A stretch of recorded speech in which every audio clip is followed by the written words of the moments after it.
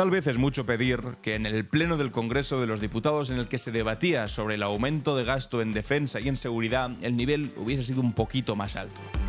Porque la mezcla fue perfecta entre esperpento, vergüenza ajena y también os digo algunos momentos graciosos, como que Pedro Sánchez se acordase de la mujer de Rafael Hernando cuando él a gritos le empezó a increpar. Vais a alucinar con ese momento. Igual que vais a alucinar con lo que vamos a ver que ha ocurrido en las Corts Valencianas, en el Parlamento de la Comunidad Valenciana, donde un diputado directamente ha empezado a llamar perros a todos los líderes del Partido Socialista. Con Pedro Sánchez ya estábamos acostumbrados, porque lo llamaban Perro Sánchez, pero lo que ha hecho en las Corts Valencianas, además siendo diputado de Mazón y para defender a Mazón, no tiene perdón de Dios y mucho menos perdón de la ciudadanía, porque ese espectáculo ha sido de verdad dantesco. Que por cierto, no han hecho más que incriminarse y hundirse todavía más en el fango, porque la Universidad de Valencia ha dicho cosas sobre el día 29 de octubre que no les dejen en demasiado buen lugar. Vamos a ver también cómo Trump, en su fiesta de aranceles global, ha anunciado también otro arancel del 25% a todos los coches producidos fuera de Estados Unidos. Que ha dicho Abascal, precisamente ayer también, en el Pleno del Congreso de los Diputados, que es culpa de Sánchez. Es culpa de Sánchez, ojo, por caerle mal a Donald Trump. Vaya argumento más ridículo, más servil. Primero protegiendo ahí de rodillas al señor Trump y segundo, de verdad es Sánchez culpable que le pongan aranceles a todo el mundo, no solamente a España. En fin. Y atención a la humillación a la que han sometido a las 7.291 víctimas de las residencias de la Comunidad de Madrid en el Ayuntamiento de Almeida, que se han empezado literalmente a reír de los concejales de Más Madrid porque llevaban una camiseta recordando ese número. Una de las escenas más lamentables e inhumanas de los últimos meses respecto a este asunto. Y si queréis un poquito más de risa, que va a haber bastante en el capítulo de hoy, mucho ojito a cómo unos fascistas no han conseguido ni siquiera dibujar la esvástica cuando han hecho una serie de pintadas delante de un edificio. Vais a alucinar con este tema y con algunas cosas más que vamos a ver hoy, jueves 27 de marzo, en Clave Barroso. Estás escuchando Clave Barroso, un podcast de Alan Barroso. Permitidme que empecemos con esto porque me lo quiero sacar de encima. Me lo quiero sacar de encima cuanto antes y que compartáis conmigo la estupefacción, porque esto solamente te puede generar, bueno, estupefacción y también y rabia, mucha rabia. Que esto precisamente en el sitio donde todavía mantienen a Mazón sea posible que ocurra. Este diputado del Partido Popular interviene y dice lo siguiente. ¿Cómo van a hablar ustedes de elecciones? ¿Quién? ¿Para intentar que gobierne Silencio, señorías. intentar que gobierne la caniche de Gandía? ¿Cómo van a hablar ustedes? Para intentar, ¿cómo van a hablar ustedes de elecciones? Para que gobierne la caniche de Gandía. Se refiere a Diana Morant, la líder del Partido Socialista Valenciano. La caniche de Gandía. Esperad que todavía hay más, ¿eh? Y lo digo claramente, la ratonera de Valencia. ¿Sabes qué? La ratonera de Valencia, que es otra raza de perros. De hecho, esto se lo decía Pilar Bernabé. Esta foto que estaba aquí enseñando era la de Pilar Bernabé, que ha contestado y ha dicho: perra ratonera de Valencia, la raza más autóctona valenciana que se llama así por su capacidad de cazar y eliminar a las ratas que amenazan la riqueza y esplendor del pueblo valenciano. Ni para insultar están avispados. Y por aquí la foto del perrete, que la verdad es un perrete muy majo, os tengo que decir. Pero aquí hay dos cosas, hay dos miserias morales, una acompañada de la otra. La primera es: ¿cómo de ridículo tienes que ser como diputado del Partido Popular de Mazón para incluso ser tan mediocre a la hora de insultar que tienes que copiarle los insultos a Isabel Díaz Ayuso? Porque todo esto de insultar con la ratonera de Valencia, ¿cómo la ha llamado a la otra? La chihuahua o algo peor, la caniche. ¿Caniche de Gandía? De Gandía es simplemente seguir la senda que había marcado Isabel Díaz Ayuso cuando llamó al presidente del gobierno el galgo de Paiporta. Entonces, como esta gente no tiene ideas, ni cuando se despierta, ni cuando se acuesta, porque son tontos desde que sus padres eran novios y tienen menos luces que el dormitorio de un topo, entonces ven que Ayuso les marca un camino y ellos se tiran de cabeza a ese camino. Así de mediocres son, así de lamentables. Entonces dice: qué buena idea, llamar galgo de Paiporta a Pedro Sánchez. Pues yo voy a llamar caniche de no sé qué y perra ratonera. ¡Qué ridículo! Pues esa es la primera, el primer paso de la miseria moral de esta gente. Pero el segundo y fundamental es que hacen todo esto mientras están sosteniendo a Carlos Mazón. ¿Cómo sois capaces de empezar a comparar a todo el mundo con perro, con caniche, con no sé qué, cuando vosotros estáis sosteniendo es que ni siquiera un animal, porque cualquier animal tiene más dignidad, más decencia, y sobre todo un perro. Un perro sobre todo tiene más decencia que vosotros. Pocos perros habréis visto. Porque un perro al lado de Carlos Mazón, o sea, no vais a ver un ser más leal, más decente, más digno, más al lado de su gente que un perro, que un ser vivo de 4 patas, al lado de un tipo miserable que ha traicionado a todo el mundo que tenía cerca y que simplemente está haciendo lo imposible por salvarse y que ahora, además, tiene cómplices dentro de su partido, llamando perros a todos los demás. De verdad que es completamente lamentable. Y esa es la segunda parte de la miseria moral que tan solo se complementa con esta noticia de aquí. El Partido Popular también comparte el día de ayer y dice: la Universidad Valenciana canceló las clases el día de la Dana gracias a los avisos de la Generalitat. La universidad relata en su informe cómo mantuvo atención constante a los avisos de la Generalitat Valenciana y de la EMET. E intentan poner esto como una manera de salvarse de la responsabilidad también. No, que nosotros avisamos a la universidad y por eso canceló las clases. Si es que ese es el problema. Ese es el problema. Son tan torpes que no se dan cuenta que poniendo esto no se salvan, sino que se incriminan. Porque básicamente están diciendo que lo sabían, que iba a haber problemas. Que la Universidad de Valencia canceló las clases el día de la Dana gracias a que les avisasteis vosotros. Hostia, ¿y por qué no avisasteis a todo el mundo? Y lo ponen ahí como sacando pecho. No, gracias a los avisos de la Generalitat, que por cierto, después tienen que reconocerlo en la segunda parte. Los avisos de la Generalitat y de la EMET, de la Agencia Estatal de Meteorología, que es por lo que la Generalitat sabía lo que podía ocurrir. Y aquí están reconociendo que avisaron a unos, pero a todos los demás los dejaron. Están diciendo eso, básicamente, que murieran sin avisar y sin lanzar la alarma hasta las 8 de la noche. Es que es lamentable. Si tú te vas ya a algún medio un poco más serio que OK Diario, porque la noticia que compartían aquí era OK Diario, el titular es la Universidad de Valencia responde a la jueza de la Dana, la jueza de Catarrocha, les ha preguntado, y les contesta que las clases se suspendieron a raíz de la información pública de la EMET y de emergencias. Es decir, que era información pública. Y que igual que se suspendieron las clases porque tenían la información, se debería haber suspendido todo lo demás. Y se debería haber enviado un aviso desde primer momento. Es que ni para excusarse, ni para ponerse de perfil son buenos. Incluso mintiendo se acusan a sí mismos. Es que es tremendo. Aquí Óscar Puente ha dicho, le pueden dar las vueltas que quieran y preguntar a quien quieran. Necesitarán mucha ayuda para eludir su responsabilidad criminal. Otros con la misma información estuvieron donde tenían que estar e hicieron lo que tenían que hacer. El problema no era la información, son ellos. Es que cada día está más claro. El problema eran ellos, información había. Lo que pasa es que no hicieron nada con esa información. Bueno, y para muestra, un botón o para muestra un mazón encerrado en el ventorro, en lo peor de todo esto. O sea, mientras me dices, no, yo avisé. Claro, y mientras avisas, después resulta que te escondes en el ventorro durante horas y no llegas al Cecopi hasta las 8:28. Bueno, en fin. Y ahora que sigan llamando perros, Perro Sánchez, Galgo de Paiporta, Caniche de Gandía, Perra Ratonera, es que son tan ridículos. Se creen muy graciosetes, ¿eh?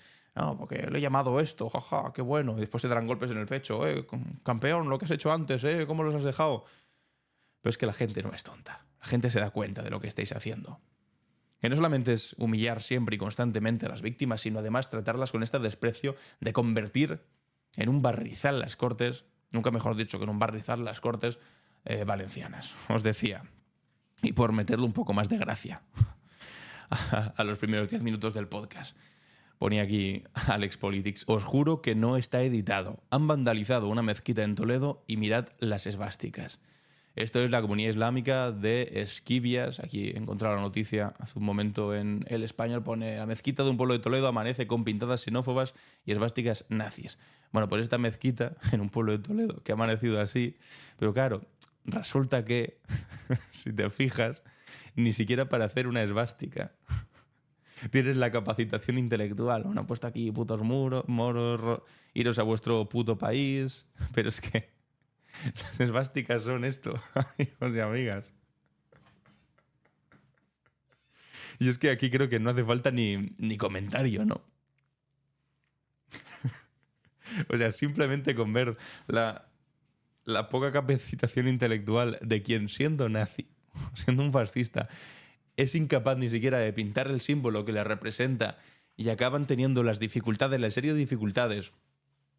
Pero es que sobre todo, esta segunda que es, no es ni siquiera una esvástica, es una especie de escalera. Y aquí empiezan regular, después se les va por ahí. O sea, es lo más ridículo que te puedes echar en cara. Y lo peor es que lo dejan ahí, porque claro, ¿qué iban a hacer? Tampoco pueden hacer gran cosa. Tenemos los nazis, dos cosas, los nazis más torpes, seguramente de toda Europa, y al mismo tiempo los nazis más morenitos. Porque después están todos con la raza aria, la raza blanca, no sé qué. Tú sabes lo que somos los españoles. Y además orgullosamente. Una tierra de mezclas en el que se han juntado gente de todas partes como para ponerte aquí a hablar de raza blanca. Por favor, qué ridículo, pero nada se compara con este ridículo. A ver, es verdad que empezaron en la puerta de la izquierda, creo que es bastante evidente, y después ya en la derecha al menos consiguieron dos medianamente bien hechas. Aquí estas dos también fracasaron un poco, pero está claro que empezaron aquí. Madre mía, madre mía. Esto es risa y poco más que eso. Y está. O sea, creo que no hay nada más que añadir. Y hablando de nazis, pues bueno, no estaría de más escuchar ahora a Santiago Abascal ya en el Congreso de los Diputados para tratar lo que ocurrió ayer. En el Pleno sale Santiago Abascal y dice que asegura que en el 2022 él advirtió de una inminente agresión rusa. Ya, en el 2022, ¿no? ¿Cuándo?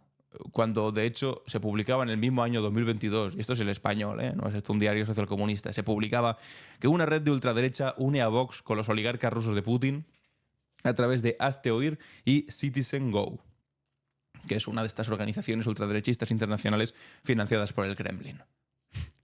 Y resulta que el mismo año tú estabas anunciando la peligrosidad de una agresión de Putin. Ya, Santiago Abascal.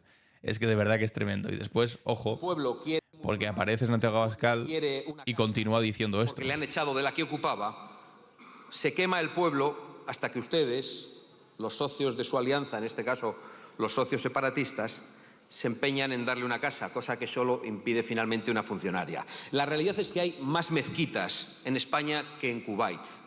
Y que ustedes... Hay más mezquitas en España que en Kuwait. Claro, esta afirmación así queda súper redonda. Es como, joder, ¿en serio? ¿Cómo puede ser que haya más mezquitas en España que en Kuwait? ¿No será que nos estamos islamizando? Que el señor Abascal tendrá razón, que estamos siendo invadidos, bla, bla, bla, bla, bla. Bueno, claro, si tú te sales de la comparación ridícula y vas a los números, que es lo que ha hecho aquí como buen criterio también Alex Politics, dice, en Kuwait hay 1.828 mezquitas. En España, 1.710 lugares de culto islámico, que tampoco es una mezquita exactamente, pero bueno, se puede decir de culto islámico. Ahora los números más concretos. En Kuwait son 5 millones de personas. En España, 48 millones de personas somos. Kuwait tiene 0,37 mezquitas por cada 1.000 habitantes y España tiene 0,036 lugares de culto por 1.000 habitantes. He tardado 2 minutos en buscar la información. O sea, es que es tan ridículo, pero claro, si te quedas solo con el titular, pues entonces evidentemente te quedas con la islamización del país, bla, bla, bla. Pero esto es tan absurdo como decir que, por ejemplo, no sé, en Marruecos hay más iglesias que en el Vaticano. Pues seguramente sí, o en muchos países musulmanes. Hay más iglesias que en el Vaticano. Hombre, pues no será porque el Vaticano es un enclave pequeñísimo con una población nimia, entonces es normal. ¿Quiere decir que Marruecos sea más católico que el Vaticano? No, es una cuestión de volumen.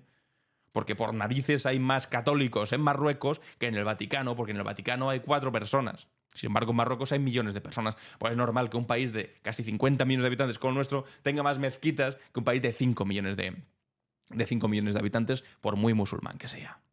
Pues ya ves, es la trampa de siempre, ridícula, para intentar... O sea, ellos mismos crean los monstruos de los que después se asustan profundamente.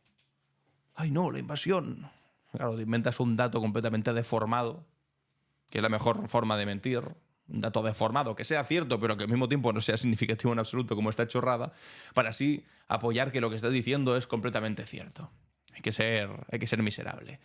¿Qué ha añadido durante este pleno? Lo explica aquí Juan Lamet, periodista de El Mundo, diciendo: dice Abascal que los aranceles del 25% de Trump al campo español serán culpa de Sánchez porque cae mal. Eso va a ser. Y que al presidente del gobierno lo apoya los hutíes, los talibanes y los iraníes. Todos como locos con el salario mínimo interprofesional. Sí, han cantado bingo en el Congreso. Es decir, ya estáis viendo más o menos el estándar del nivel que hubo ayer en el Pleno del Congreso de los Diputados. Es que le cae mal a Donald Trump, normal que le ponga aranceles, que es la forma más miserable de enfrentarse a un debate de política internacional o arancelaria. Porque vamos a ver, entonces, ¿qué hay que hacer para ser soberano económicamente? Cuando te venga alguien que sea más poderoso que tú y te diga, te voy a poner aranceles, es como decirle, ay, no lo siento por caerte mal, ¿qué puedo hacer para caerte bien? Y así te los quita. Eso, no sé, o sea, dicho por un miserable se entiende, por un cobarde. Pero dicho por alguien que se autodenomina patriota, bueno, pues seguramente es que no es tan patriota y que seguramente tiene que ver más con lo primero que he dicho. Tiene que ver más con la miserabilidad, con la cobardía propia, pues de quien ante un millonario excéntrico extranjero lo mejor que se le ocurre es ponerse de rodillas y decirle que por favor no le caigamos mal, antes que plantar cara. Igual que lo hace el resto del mundo. Me parece que esto va solo contra nosotros. No, Donald Trump está actuando de esta manera con absolutamente todo el mundo. Bueno, atención. Momento tremendo en el Congreso de los Diputados entre Rafael Hernando y Pedro Sánchez. Resulta que Rafael Hernando, bueno, pues ha ido a por lana y ha salido trasquilado. Porque empieza a gritar. Un auténtico maleducado. Ya sabéis que este tipo también es el que estuvo a punto de pegar a Rubalcaba en el Congreso de los Diputados.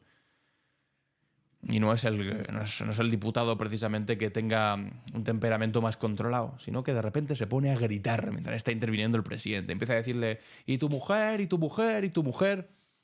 Y Sánchez le responde sobre su mujer. Atención al momento. La estrategia proyecta nuestra debilidad, pero lo que proyecta es nuestro compromiso y su soledad. ¿Qué tal? Ahí se escuchan los gritos y entonces ya pues, le interrumpen. Mira a Pedro Sánchez hacia arriba y dice, a ver qué hay aquí. ¿Qué tal, señor Rafael Hernando? Te teníamos antes en el Senado, ahora estás en el Congreso. Le echaba de menos, le echaba de menos. Sí, mi mujer estupendamente. ¿Qué tal está la suya? ¿Bien? Perfecto, pues así estamos. Mire, que es bastante ridículo ya que te tenga que llamar la atención el orador. Es más, cuando encima el orador es el presidente del gobierno, porque no te callas mientras hablas, gritando, y tu mujer, y tengas que decir, no, mi mujer perfectamente. Y la tuya. Y esto es mucho más gracioso cuando además te enteras, se lo ponen aquí abajo, que la mujer de Rafael Hernando le puso los cuernos con Eduardo Inda. Claro, esto evidentemente lo sabe Pedro Sánchez. Entonces, claro, grita, y mi mujer, la mía perfectamente. ¿Y la tuya? Resulta que le dejó por Eduardo Inda. Amigo. En fin, es que momento ridículo. O sea, gracioso. Pero realmente es lamentable que haya que dedicarle tiempo a esto en medio del Congreso de los Diputados. Porque empiezas a gritar. El tipo está medio orgulloso. Bueno, no, esta cara, sinceramente, no... Esta cara, sinceramente, no sé qué es de... Joder, pues vaya humillación, me acabo de comer. Eso me pasa por gritar. No seas tan boca chancla porque después es lo que te pasa. En fin, nivelazo el Congreso de los Diputados, pero esperad que todavía hay más. Porque Miguel Tellado también le gusta gritar. Ya sabéis que Miguel Tellado, portavoz del grupo parlamentario del Partido Popular en el Congreso de los Diputados, amiguísimo de Feijóo, pues tampoco es que sea el lápiz más afilado del estuche, no tiene demasiadas luces tampoco. También le gusta eso de gritar cuando intervienen los demás. Y Sánchez también tuvo algunas palabras para él. El señor Tellado, el señor González Pons y el señor Miguel Ángel Rodríguez, que son los verdaderos cerebros pensantes, ¿no?, de esta estrategia, le dirán que es ganadora. Yo creo que se equivocan, ¿eh? No lo es porque este bloqueo... Ya veis que empieza a gritar. Empieza a gritar ya. No lo es porque... Esto no se escucha demasiado en los micrófonos, porque evidentemente solamente se escucha, solo está pinchada la voz del que interviene, del orador. Pero ahí, en el Congreso de los Diputados, para los que hayáis estado de visita o cuando hacen puertas abiertas, os recomiendo que si podéis lo vayáis a ver. Es un hemiciclo muy pequeño, mucho más pequeño de lo que parece, y Miguel Tellado lo tienes ahí delante, a unos pocos metros de ti. Entonces, evidentemente, se escucha todo. Todo. Y cuando este señor empieza ahí a gritar, pues se escucha, evidentemente. Entonces, claro, te interrumpe, te molesta cuando estás hablando. No lo es porque este bloqueo... Yo sé que al señor Tellado le gusta que le mencione. Le gusta. Le gusta.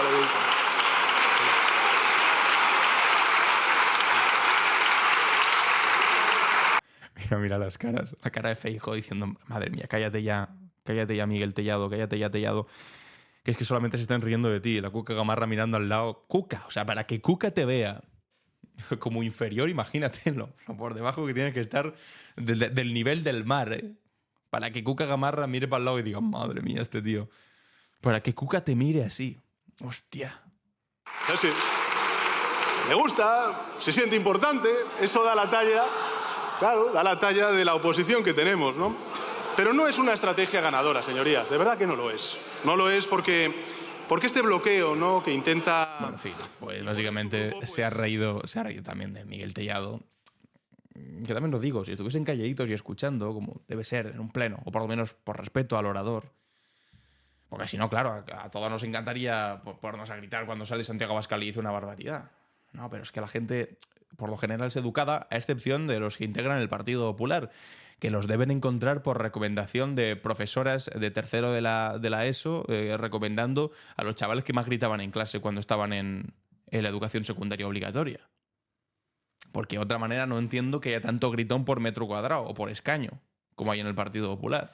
Entonces, claro, si hay tantos gritos, pues permite que haya pues estas salidas graciosetas del presidente del gobierno, que también os digo, no le van mal, porque le meten un poco de gracia, un poco de dinamismo a un pleno en el que, ahora vamos a esto, yo creo que no ha sido capaz del todo de explicar cuál va a ser el plan de rearme, o el plan de defensa, o el plan de seguridad que se va a imponer.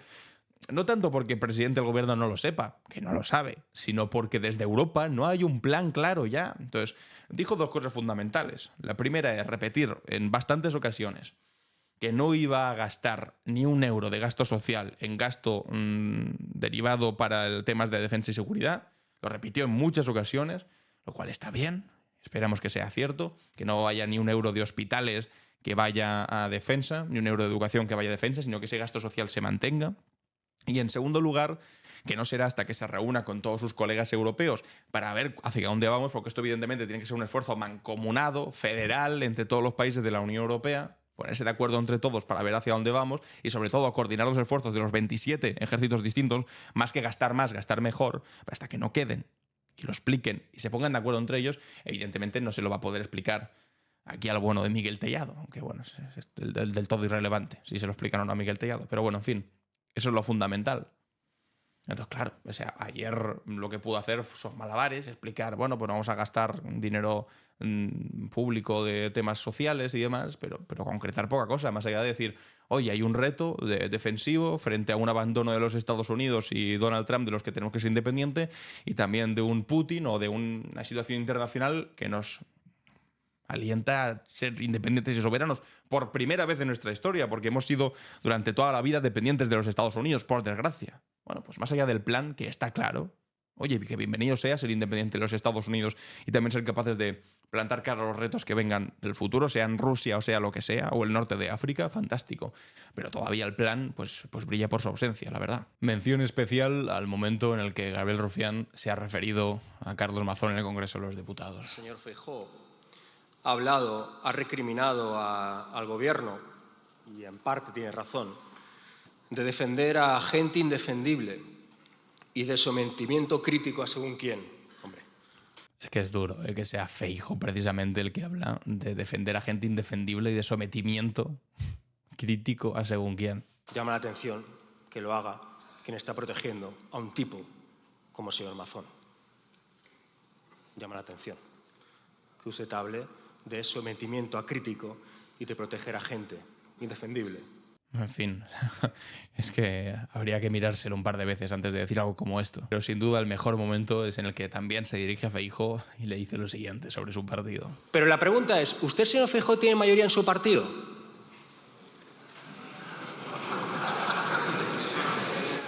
Y las caras son tremendas. La de Cuca Gamarra, la de Feijóo diciendo, madre mía, pues claro, igual eso es lo fundamental. Ese es el kit de la cuestión. Después de estar Feijóo diciendo, es que no hay mayoría en esta Cámara, no hay mayoría en el Congreso, no hay mayoría. Bueno, mayoría no tienes tú, que te presentaste una investidura y fracasaste porque solamente te votó Vox. Pero es que vamos más allá y la pregunta es la que le hace muy bien planteada el señor Rufián. La cosa es si tiene usted no mayoría en el Congreso, que ya sabemos que no, sino dentro de tu propio partido, donde cada vez que se hace alguna encuesta y se pregunta a votantes del Partido Popular si te quieren a ti de presidente, no llegas ni al 40% de los que te votaron ahora que te quieran de presidente del gobierno. Y mientras tanto Ayuso hace contigo lo que le da la gana, Mazón por supuesto también, Y tú, pues bueno, eres tal vez el pelele más excepcional, más evidente, más explícito, más claro de la historia de peleles que ha tenido el Partido Popular al frente. Y de ahí, pues, la cara de desesperación del señor Feijóo, que sabe que lo que le está diciendo Gabriel Rufián, pues tiene mucho, pero mucho de cierto. Bueno, vamos a otro momento miserable, hasta decir basta. Martínez Almeida, para empezar, en el pleno del Ayuntamiento de Madrid, negando ya directamente las 7.291 víctimas. Están ya en ese momento de negar hasta lo más evidente. Incluso la verdad, que decía Sabina, ¿no? Lo niego todo, incluso la verdad. Pues ahí está el señor Almeida. Y ustedes, en esa camiseta, tienen una cifra falsa y mentirosa. Falsa porque no fueron 7.291 y mentirosa porque están faltando al respeto de todos aquellos familiares que no quieren ser usados por ustedes, que no quieren ver retorcido su dolor. No quieren ver retorcido su dolor, mientras Ayuso les dice que no me traigan estas mierdas, que total que se iban a morir de todas formas en las residencias, los hospitales, y después de que haya literalmente actas de la policía explicando lo que pasaba, llamadas del 112 documentándolo absolutamente todo, y asociaciones de familiares diciendo que el Partido Popular pasa de ellos. No es que pase, es que les insulta además. Y ahora llega Almeida a decir una cifra falsa, pero que esa cifra que se creen, que se la ha inventado el perro Sánchez escribiéndola. Que esa cifra la dio su gobierno. Su gobierno dio esa cifra. Y además coincide a la perfección con la cifra que hay en el Instituto Nacional de Estadística. Es que está ahí. Pero bueno, lo niegan. Y resulta que, bueno, pues los concejales de Más Madrid creo que se iban a hacer la foto de grupo o algo así. Y resulta que todos salieron con la camiseta de las 7.291 víctimas, recordando una cosa que parece que les da bastante rabia que se recuerde, pero la reacción del PP es esta. Comparte el tuit en Rita Maestra y dice, ¿de qué se ríen?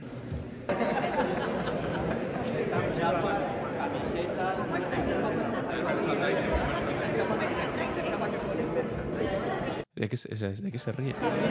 Se está riendo aquí. Dice chapas, señalando chapas, camisetas, el merchandising. Y repite ahí, el merchandising. Riéndose de esa manera, mirándolo diciendo, ay, esta gente, ja.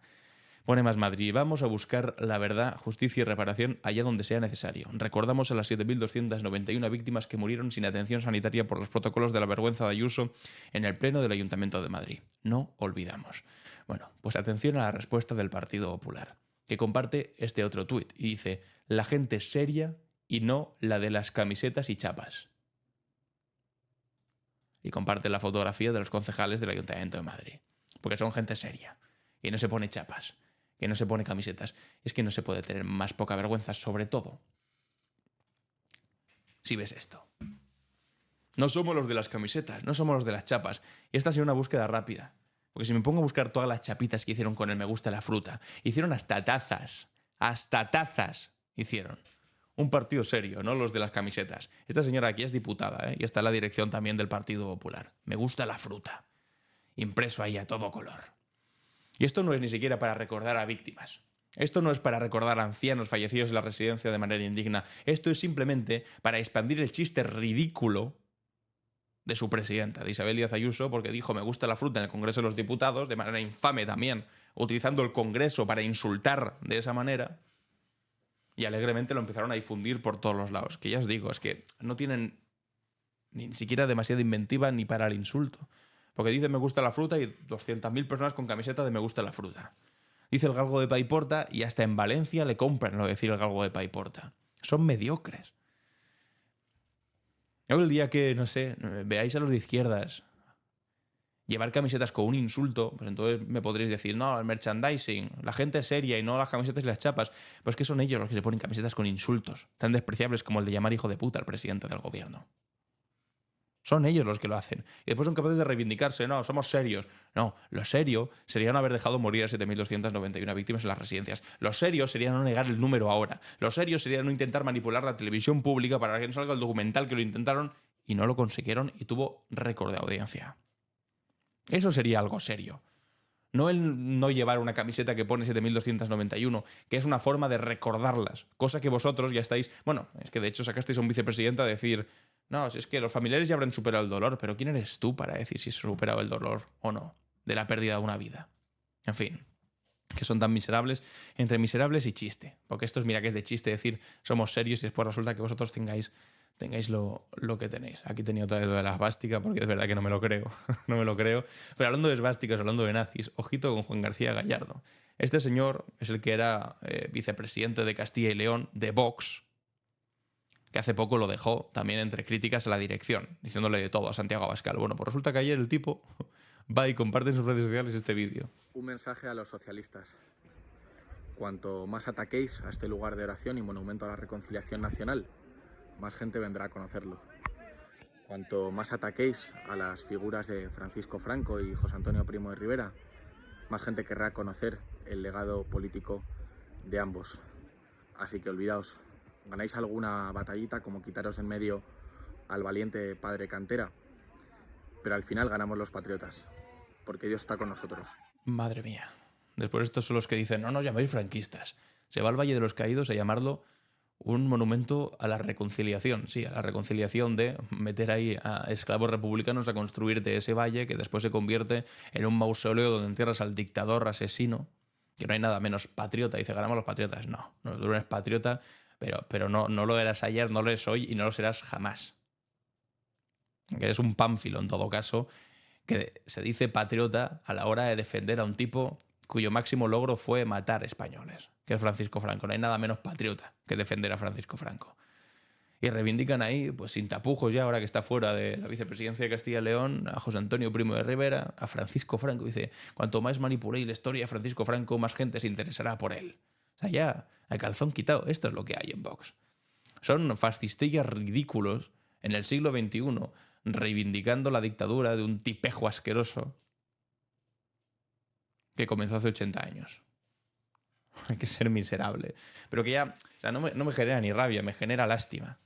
Porque son miembros, son partícipes de un tiempo que ya pasó, retorciéndose en sus propios recuerdos para intentar decir que no, que hay que volver a eso, que hay que volver, vuelve tú solo y vete a tomar por culo. Así de claro te lo digo, porque los patriotas españoles somos los que queremos a España tal y como es hoy en día. No que la queremos deformar, encajonar y destruir hasta devolverla al estado de miseria en el que nos metieron gente como tú, que seguramente vivisteis muy bien, ¿eh? Los queréis como tú. Y lo recordáis de manera genuina aquella etapa de dictadura. Porque claro que algunos vivieron bien. Y claro que para algunos fue la hostia aquel periodo.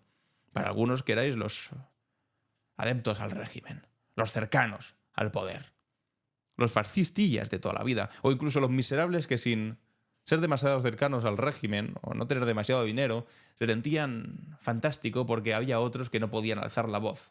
Lo que les jodería, supongo, que es la libertad de expresión, como os jode a vosotros, que os joden hasta películas infantiles de dibujos animados en el caso de que haya dos personas del mismo sexo que se den un beso, o porque eso es un pecado mortal, en fin. Qué cosa más lamentable. Qué cosa más lamentable y qué suerte de tener la extrema derecha más torpe de toda la Unión Europea. Pero por si alguien tenía algún tipo de duda, pues ahí los tenéis. A calzón quitado. Este pedazo de vago, que era vicepresidente sin cartera alguna dentro del gobierno de Castilla y León. Y lo dejó porque decía que Santiago Abascal era todavía más vago que él. En fin, amigos y amigas. Vamos con la clave internacional. ¿Qué pasa en el mundo? La clave internacional. En Estados Unidos se están empezando a dar cuenta dónde viven.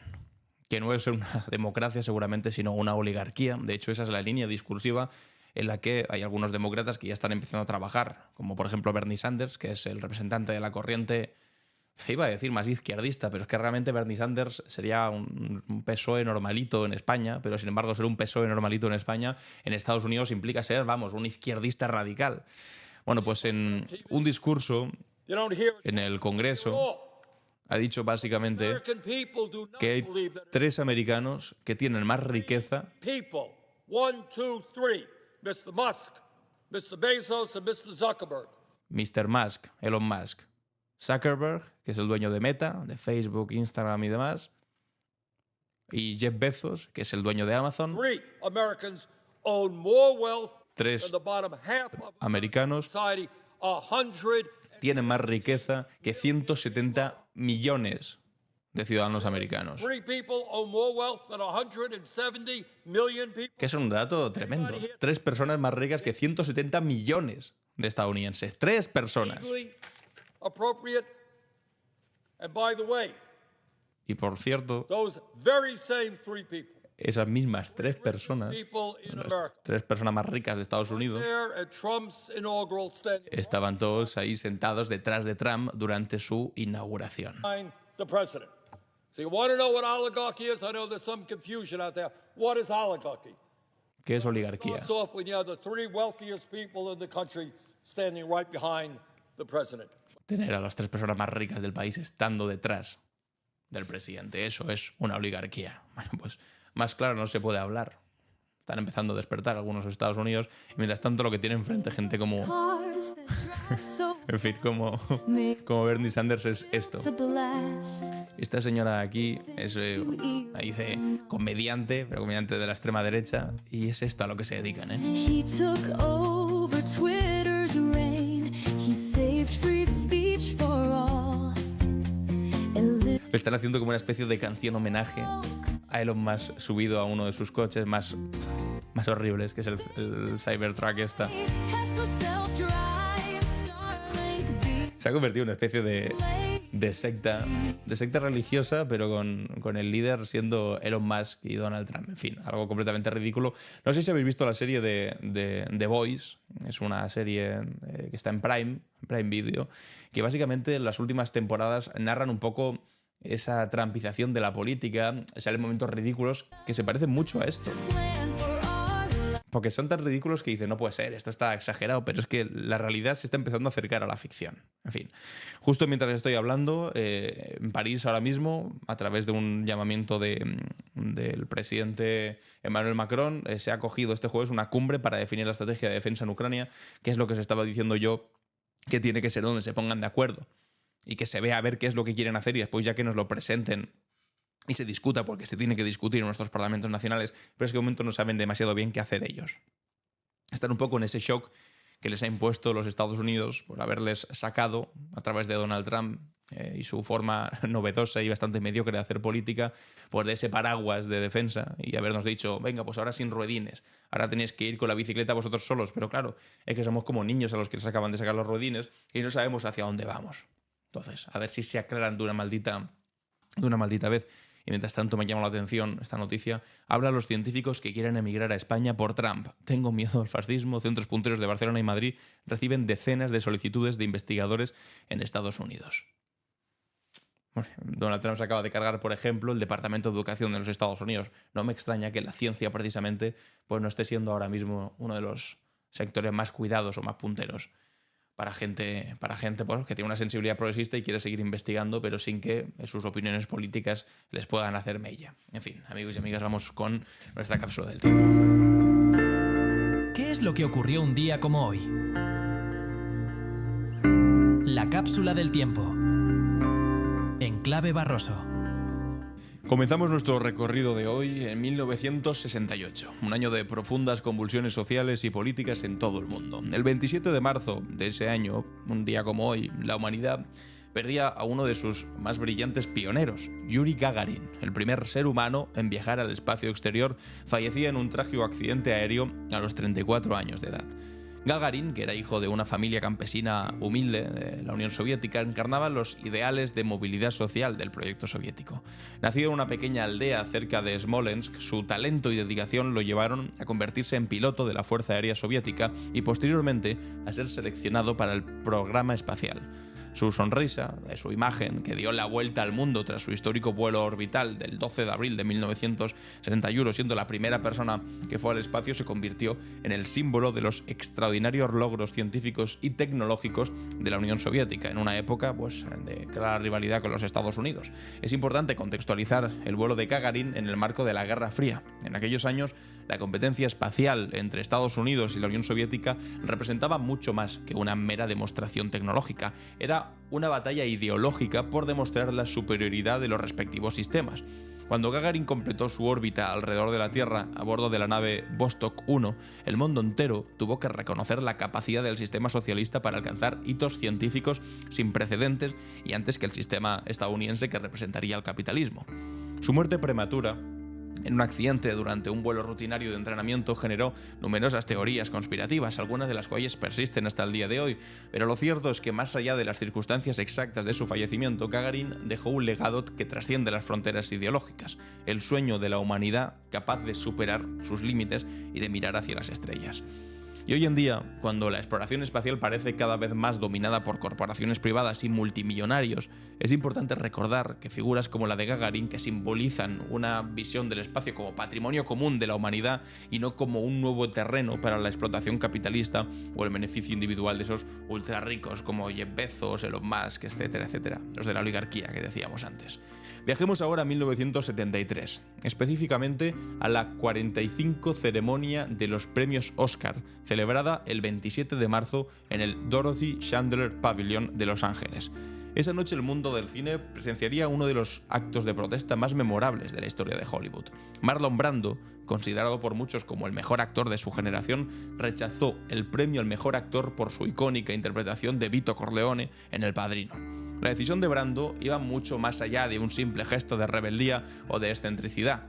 En su lugar, envió a la ceremonia a Sachin Littlefeather, un activista apache, para explicar su postura. Brando rechazaba el premio como protesta por el trato discriminatorio que la industria cinematográfica estadounidense daba a los nativos americanos, tanto en la pantalla, donde sistemáticamente eran estereotipados de la peor manera, como fuera de ella, donde sufrían marginación o opresión. Cuando Littlefeather subió al escenario vestida con un traje tradicional apache, fue recibida con una mezcla entre aplausos y abucheos que reflejaba las tensiones raciales de la época. Su breve discurso, limitado a 60 segundos por los productores de la ceremonia, fue un momento histórico que puso el foco en una realidad que Hollywood prefería ignorar. Es fascinante observar cómo en pleno auge de su carrera, Marlon Brando decidió utilizar su plataforma para dar visibilidad a una causa que consideraba justa, arriesgando también su posición en la industria.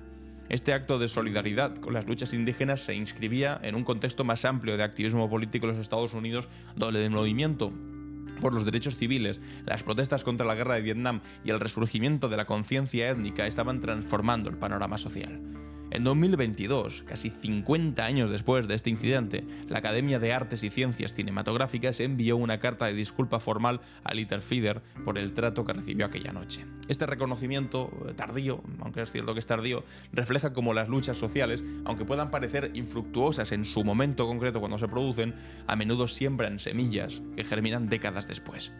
Y finalmente nuestro viaje en el tiempo nos lleva a uno de los capítulos más dolorosos de la historia española del siglo XX.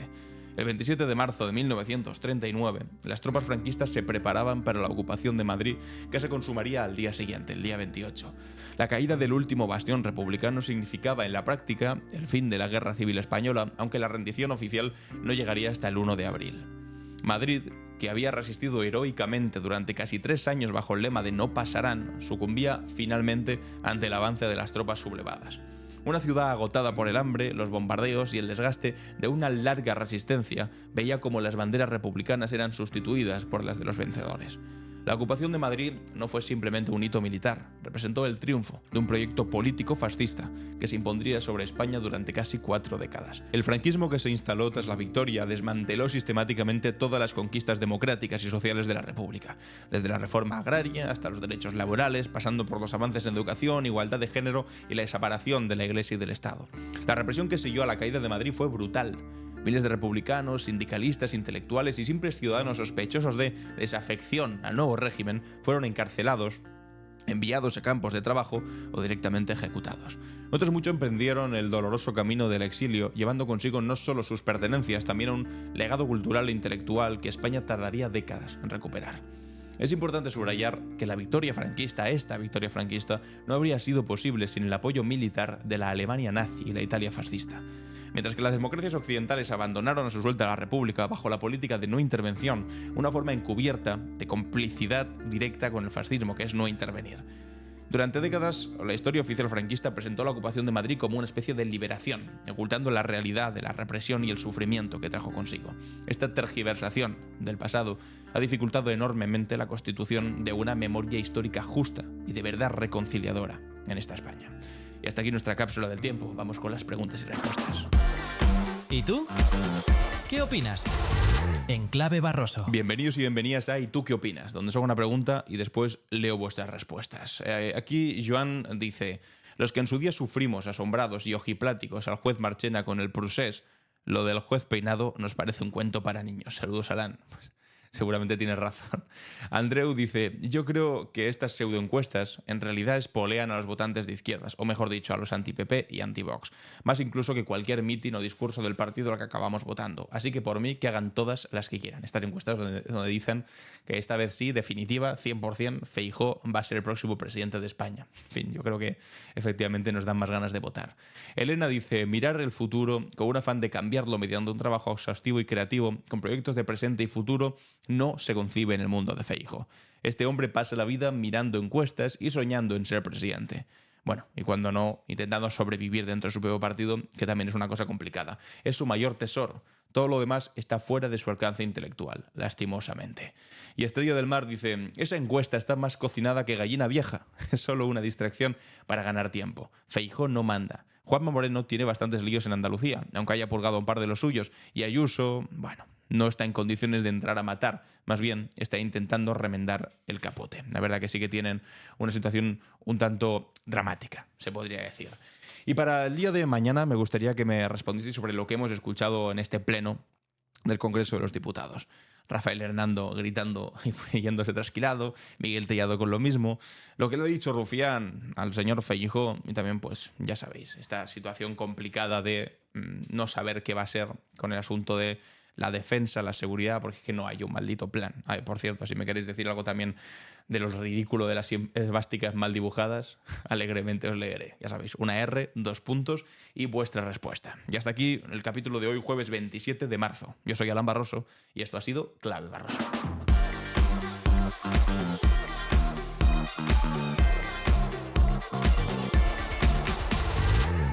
En Clave Barroso.